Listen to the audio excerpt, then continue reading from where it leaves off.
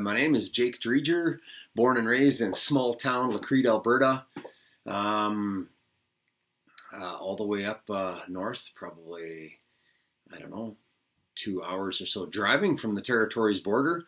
And I grew up on a farm 8 miles from the hamlet of Lacrete. And growing up, I spent all my time outdoors. It was really... from my earliest memories, it was my passion. I was, for me, my interest was in being outside. And as soon as born and raised on a farm, we had some farm animals and stuff, but I was very, very interested in wild animals, everything wild, whether it walked or crawled or flew. Very curious, very into it. And, obviously with, my dad had 2 quarter sections of land. He was kind of a small farmer at that point, and among other things. But, with that, basically my mom and dad's land, I grew up with 3 brothers, and the 2 quarters of land that we were raised on, it was right up against crown land and bush. My dad had a creek going all the way through. I think if I remember correctly, the 2 quarters of land, they were kitty corner to each other. And I guess the 1 quarter of land had creek going all the way through it. And I grew up. I'll never forget. I got a poster. I forget who it was from. But it was a big wall poster, and it had all the North American fur bearers on it. And on the farm itself, we had coyotes, beaver at the creek, muskrat, mink at the creek.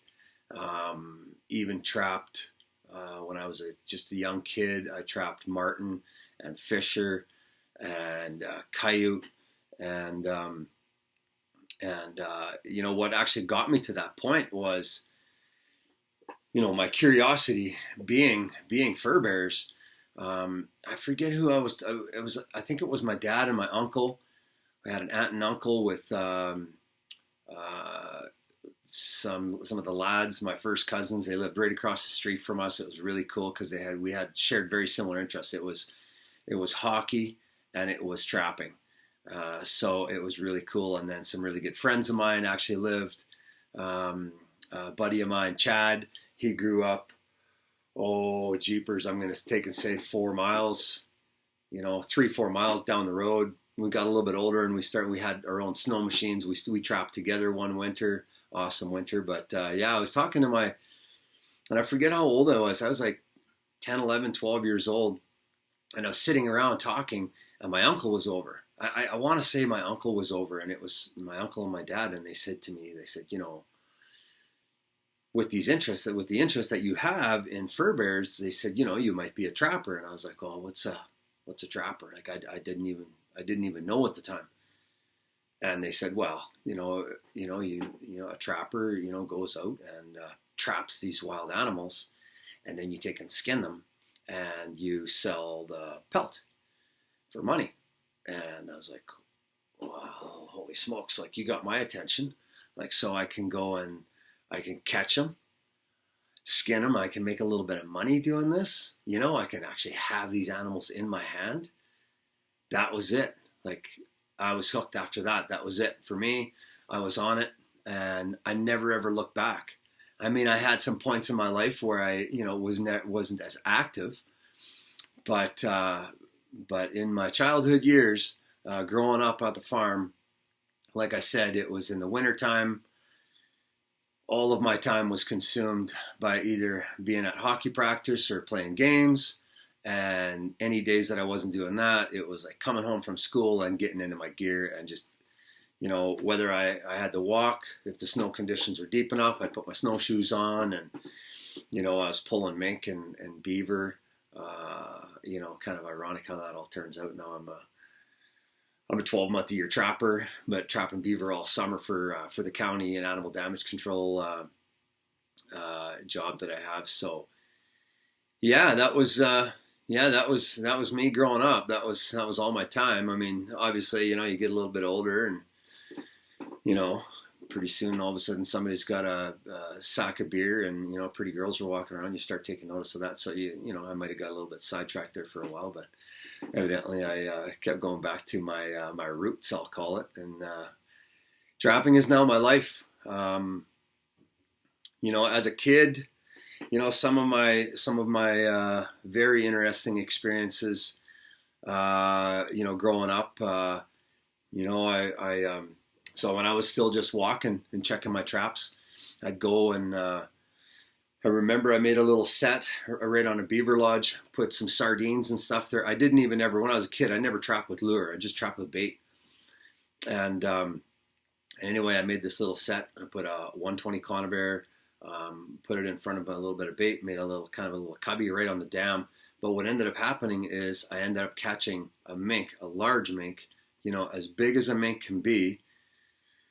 And for those of you that are trapping, when you skin a mink, there's no, the size of the animals, when you come from the nose to the base of the head, the neck stays the same size. It's just a tube of muscle, that mink. And anyway, he got caught in this trap, and so he stayed alive. It didn't kill him at the time. And if I want to go back, I want to say that the traps that I was trapping with at the time, they were new. So it was as good a trap as you could get in a 120. But evidently, caught that mink perfect. It was a perfect strike. But the thing is, that dam, obviously the ice, it was in November, and so the ice was it was just kind of barely frozen up to the dam. But if you'd go away from the dam, it was already like 2 inches thick. But anyway, that mink ended up working, got himself underneath the water long enough. By the time it expired, it had rested right underneath that ice shelf. So when I got there, I had a little box of goodies with me there. So I ended up having to take an axe out because I didn't want to take and wreck this mink, and I didn't want to take and rip the chunks of ice out because it was frozen. Now that it had came to rest right underneath that shelf of ice, it was frozen in there solid. So I really diligently tried to take and cut the ice off of the the mink as best I could, but I ended up having to take a walk home with this mink with all this ice still attached. And it was really interesting experience because now the lovely woman that I ended up marrying, it was her uncle that day. So I come out of the bush. I had to end up going trapping for a ways yet. And the way that I was walking through my dad's land and my uncle's land, my uncle had some land there and I was trapping all that, I couldn't leave this mink behind because I would have had to backtrack so far. So I ended up having to haul this thing the whole way. But when I came out on the road. Kind of the way I was walking, I came out on the road, and then basically I just had a straight shot down the road to walk home. And as I was walking home, it was my wife's uncle that was driving down the road, and he sees me carrying this mink, and good old Carl Friesen there, rest in peace. He was an outdoorsy guy. He was a cowboy and a hunter and a trapper in his own right, and he was just smiling from ear to ear. He just had a big grin on his face, and he loved it, right? This kid walking down the road here with this big mark. And obviously I was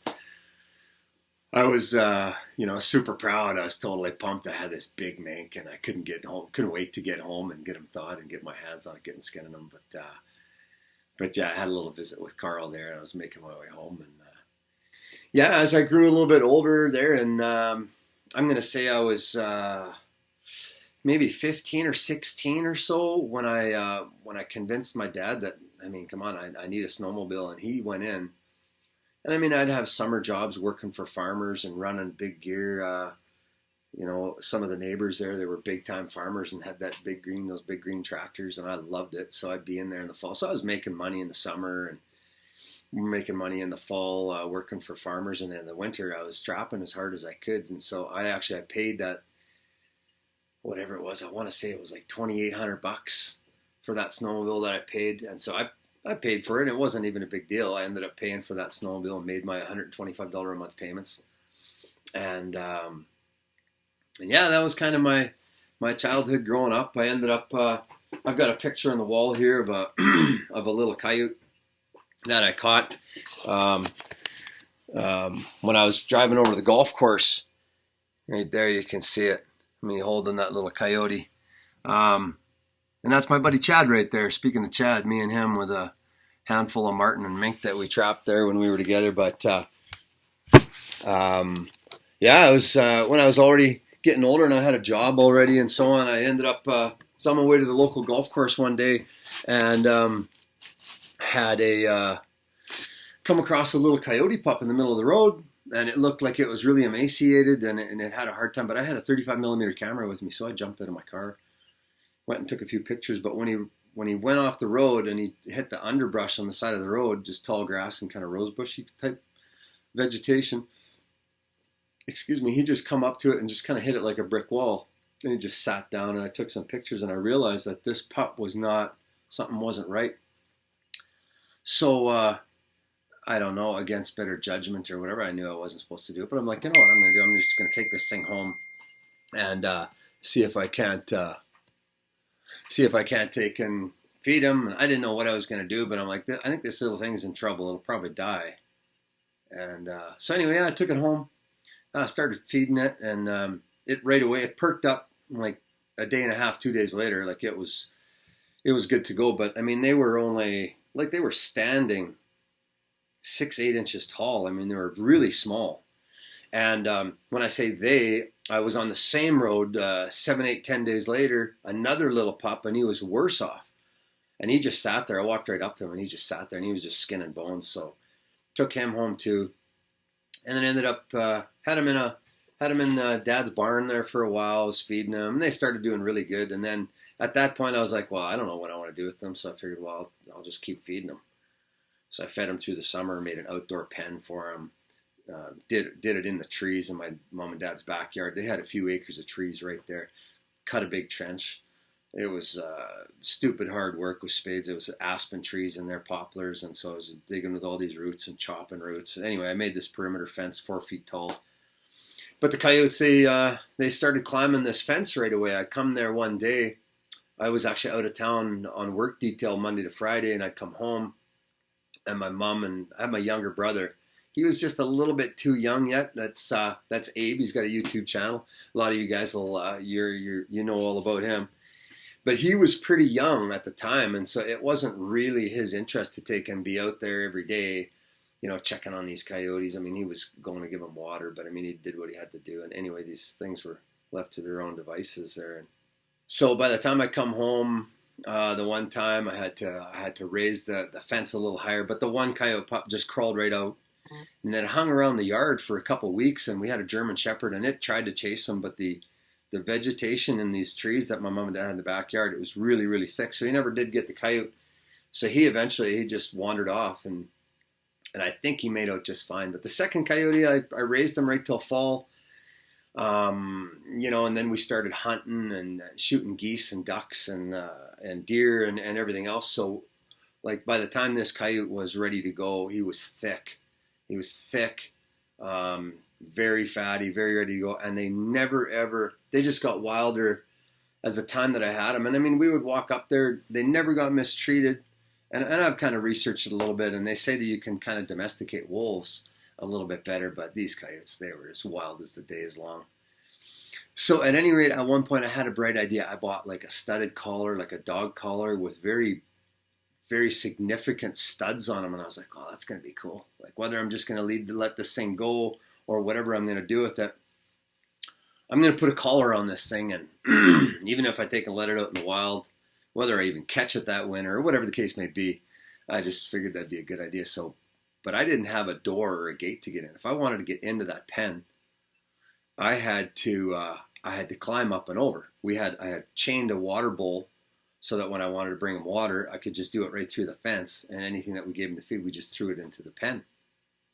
So anyway, I climbed this tree to get up over, I want to say it was like 7 feet, probably a 7-foot fence. But then when I climbed the tree up with a stepladder and a tree, and I tried to make my way over, I was just about to cross the fence and leap over the fence. The branch broke, and I ended up falling over backwards and nearly concussioned myself. And I was mad and humbled at the same time. But anyway, that was the end of the studded collar, and I ended up going to work that week. And then the coyote dug underneath the fence, and he was gone. That was my little coyote story there. It was fun. I had a great time having him there, and turns out that I was a little bit too busy to be a zookeeper. So,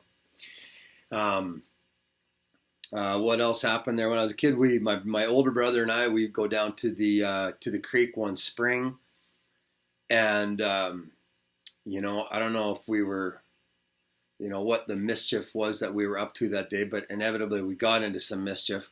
We scared this duck up. Now I know, I don't know what the statute of limitations on this is, but we were like 14, 15 years old. We should have left well enough alone. But anyway, we scared this mallard up out of its nest. And at home, we had these little bantam chickens, these colorful chickens, and they would always, they're crazy. These chickens would fight. I mean, we'd pit these things together. I mean, it was crazy stuff. We had a lot of fun with them. But anyway, they would always take and brood their own chicks, and it was a great time of year in the spring. We'd have all these hens with these little litters clucking around, and it was really, really cool. But anyway, we had a bright idea. We never even discussed it. We both thought the exact same thing at the same time. Just walked right over to that nest, took one look, looked at each other, and he's like, well, let's go home, and we'll got to put these eggs underneath one of the chickens. And one of our chickens had just finished laying its eggs, and it had been sitting on these eggs for 4 or 5 days. It just kind of getting started on them. So we took these mallard eggs home, shoved them underneath this hen. Whatever the time was later, all of a sudden these little ducklings are born underneath this hen. And so we kept them in the barn for the first few days. Everything was going tickety-boo. And turns out that the day that we decided to let them out, because they were doing real good, it was like 2-3 days later, I want to say, but they were really moving around, and there's other chickens in there, so we figured, let's let them outside.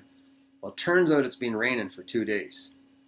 So right out the barn door, 20 feet out in front of the barn, there's a water hole. There's a big puddle there. So of course, when we let it out, all the little ducklings, they go right into the water. So this mother hen, she goes in after it, and I swear to God, she thought that the world was on its end. I mean, her little chicks are all piling in the water, so she went in clucking after, had her wings all out wide. She didn't know what the hell was going on, but yeah, that's some of the stuff that we were up to. And then later on, I dabbled with it a little bit. Always kept on hunting, and you started getting into career and all that stuff. And I was in the oil patch, electrician by trade. Ended up working for an electrical company, and one of the major drilling contractors bought us in Nisku. And so, I ended up kind of riding that train until oil hit $23 a barrel here, whatever it was, 5 years ago.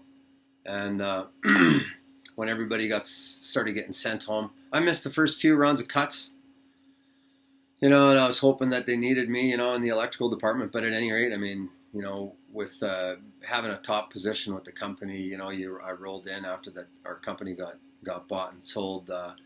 So I rolled in on an executive level, and so obviously when all the corner offices got sent home, that included me. And one thing led to another. I tried to get a job as an electrician here and there, but I mean, it was just crazy. And then anyway, this job for the county came up, for the county beaver trapper, and I was already trapping pretty heavy at a trap line in the mountains that me and some other guys, we took and went into it together, bought the assets to that line, and I was already trapping a lot of coyotes locally. I just figured, well, here you go. This is it. It's sink or swim. And so trapping beavers from early May till freeze up, which is basically the beginning of November, and which basically those two seasons, my winter season and my summer season, they just flow right into each other. And so I've ended up having to get pretty creative to not take and trap my way into the poorhouse, because I've got two teenagers. They're sort of transitioning right now. They're both working for a living, and then two younger ones. So I mean, my wife and I are still very much at home with kids. So I started selling some trapline adventure tours and do wolf hunts, to help subsidize being able to be a trapper. Because as we all know, I mean, fur, you just can't buy enough. You can't trap enough fur to take and pay for everything. So it's been pretty good. I'm keeping my head above water, and I'm having fun doing it. And so selling a lot of fur. I mean, I take and I sell a lot of stuff privately. I kind of advertise it. I caught a pretty unique coyote here. I might have shown this in a different YouTube channel. So I skinned it for taxidermy. Did a pretty good job. Kept all the paws on it, and kept as much of the lip and everything on it. So I mean, ultimately, if somebody wanted to take and taxidermy this thing, it'd be ready to go. I got a nice lynx left over. This one here has already been sold. Really nice big lynx. It's just something about the lynx. And the unfortunate part of this, prices of these lynx, they went down. I think they were $30 a piece, and so, if I catch a nice lynx, and I didn't really even go out for them too much. I shot most of the ones that I caught last year, just going after wolves. I got a really nice wolf here. This one's sold here. I'm going to bring this one in here shortly, and to a customer, to a client. Also done pretty nice, taxidermy ready. And so I'm making a go of it. Had a really good year last year. Having a lot of fun doing it. Trying not to take and do too much more that I can't handle myself. And so I'm really looking forward to it. Had an interesting experience this summer, as many of you must have seen. I mean, I took and littered it all over social media. There, a very good friend of mine, an outfitter, invited me on a sturgeon fishing trip, and if you can believe it, we caught a world record sturgeon. I mean, if I'm going to be just brutally selfish, I'm going to take and say it should have been a fur bear. It should have been a fur bear, a world record fur bear. I don't know what that means, but at any rate, we caught a sturgeon. Nose to the fork in the tail is 11'6", with a really cool guy. He's an outfitter out of Chilliwack, BC, Kevin Estrada, and we had a good crew. One of the guys that was in our group before, his name is Pete Peters. He was an NHL goaltender for many years. And for those of you that follow hockey, Pete was in net the night that Wayne Gretzky. This is many, many years ago. Wayne Gretzky scored those 5 goals. Gretzky scored 4 on Pete, and then a fifth one was an empty netter to get 50 goals in 39 games, which is record still stands today. And Pete was also in net the night that Mario Lemieux played his first game, skated his first shift, first shot on net, he scored on Pete. And so Pete in the boat there, he was saying he's been in the business of making everybody famous his whole life. So it was pretty funny.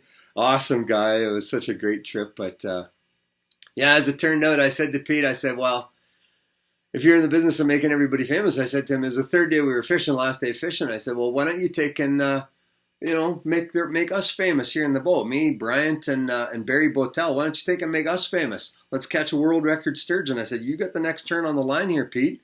Get us a big one. 10 minutes later, we got this fish on the line. I kid you not. 10 minutes later, we hooked this fish. He got hooked really good. Pete ended up grabbing the rod and started working on this fish, and it's a giant petrified log that you're trying to take and hang on to as it's fighting the current. So he had the fish on the line for a time, and he was generous enough. He said he was played out, but I think he was just being generous, and he said to me, here, Jake, you got to take over. So I went over and grabbed onto the rod, and I hung onto that rod long enough until we actually had this fish landed. So yeah, that happened this summer. Such a great group of guys that I met. I mean, it's very similar to me trapping. I have met just some of the nicest, most generous, awesome people in my entire life in the short years that I've been really busy trapping.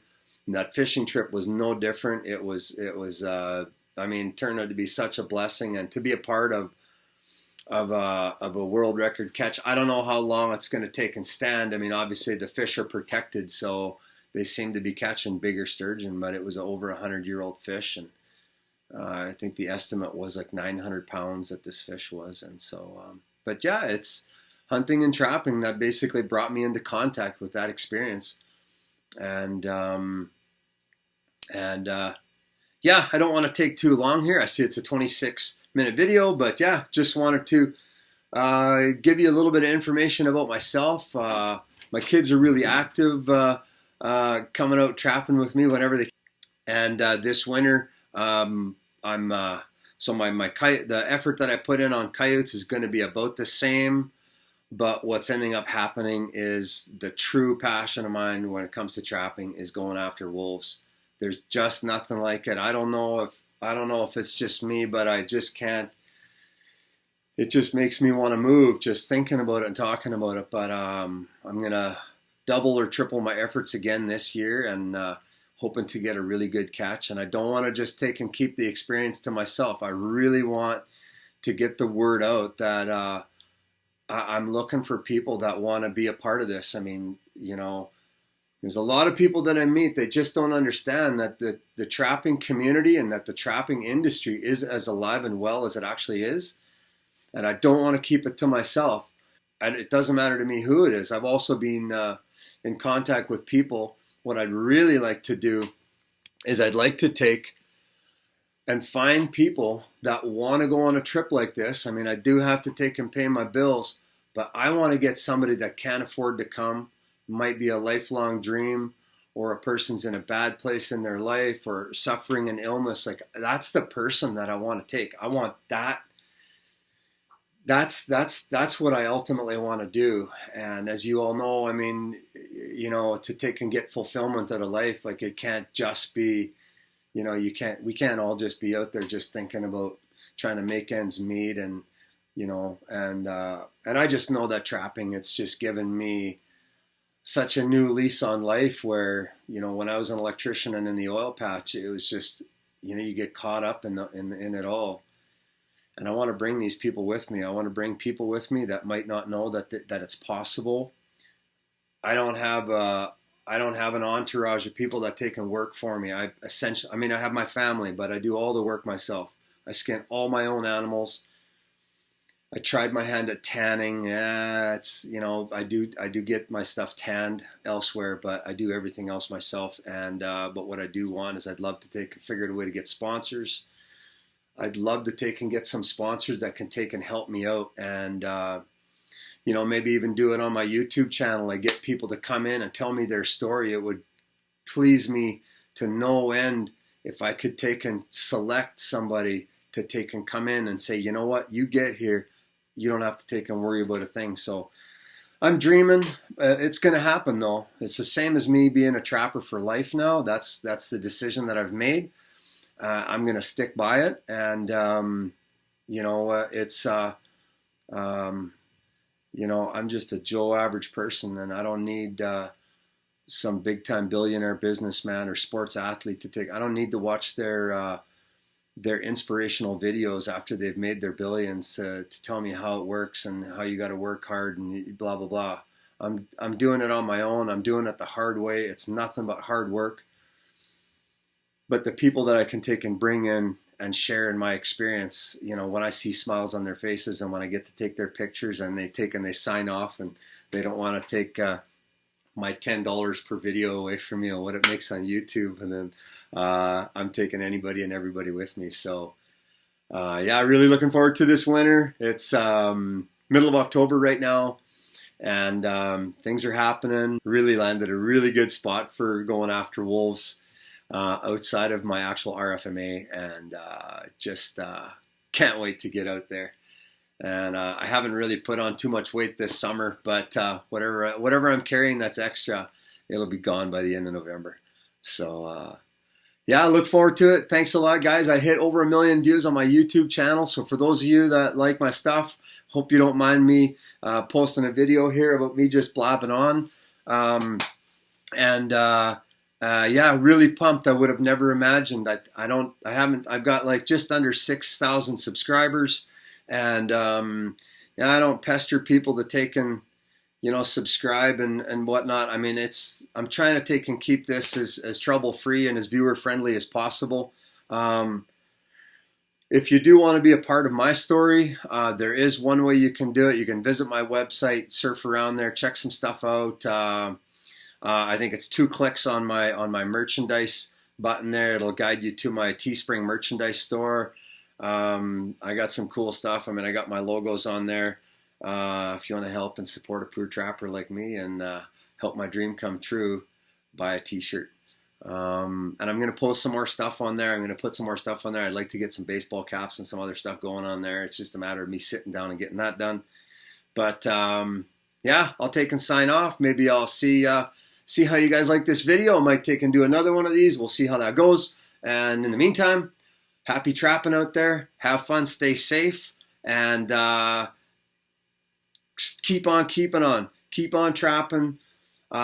Stay strong in light of the adversity, whatever it is you're facing in life, or the whole business of anti-trapping and all that stuff. Don't let that stuff get to you. Just keep on going. Put your best foot forward, and you've got all my support. Look forward to your comments, guys, and thanks for listening. We'll talk to you soon.